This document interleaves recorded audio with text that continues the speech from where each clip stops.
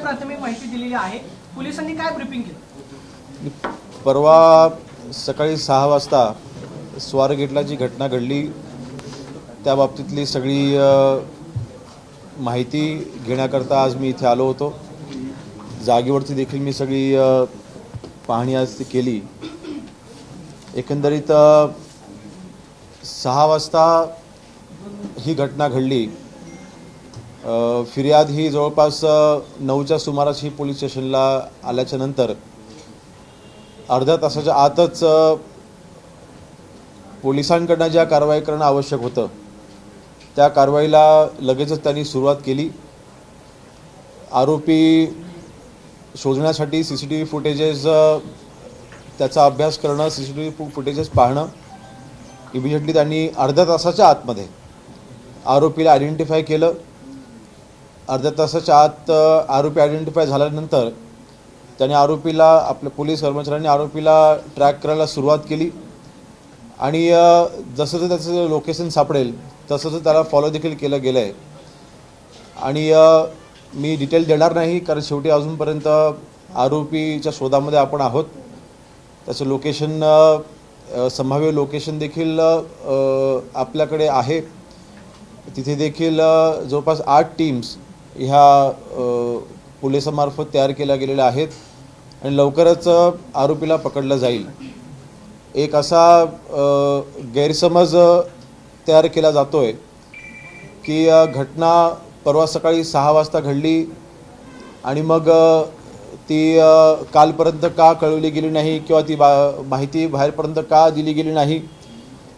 तर या बाबतीमध्ये आपल्या सर्वांना सांगू इच्छितो की ज्या वेळेला ही फिर्याद आल्याच्या नंतर अर्ध्या तासाच्या आतच आपण आरोपीला आयडेंटिफाय केलं आणि आरोपी अलर्ट होऊ नये ह्यासाठी ही बातमी बाहेर येऊ नये ह्याची आपण पोलिसांमार्फत दक्षता घेतली गेली, जी अत्यंत गरजेची होती।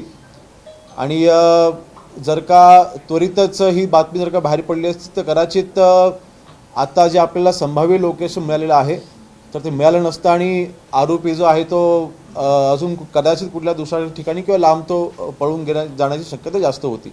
आणि म्हणून ही घटना लपवण्याचा प्रयत्न हा झालेला नाही, फक्त गुप्तता ही पाळली गेलेली आहे कारण ती गरजेची होती।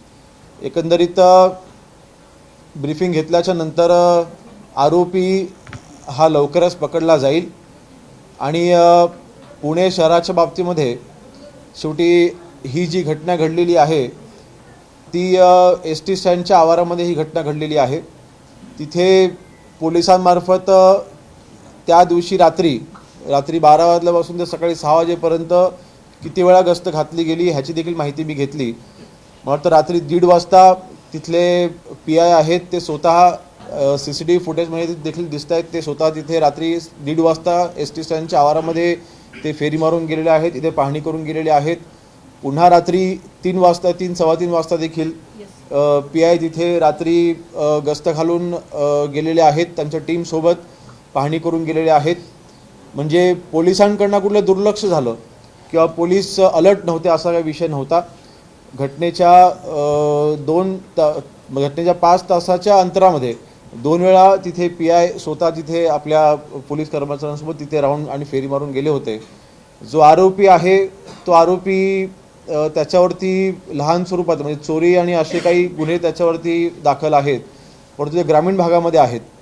एक आपल्याकडे सिस्टम आहे की पुणे शहरामध्ये जे आरोपी असतात त्यांचा रेकॉर्ड आपल्या पोलिसांकडे असतो आणि ह्या आरोपींना डेली त्यांच्याकडे आपण संपर्क साधत असतो वेगवेगळ्या माध्यमातून।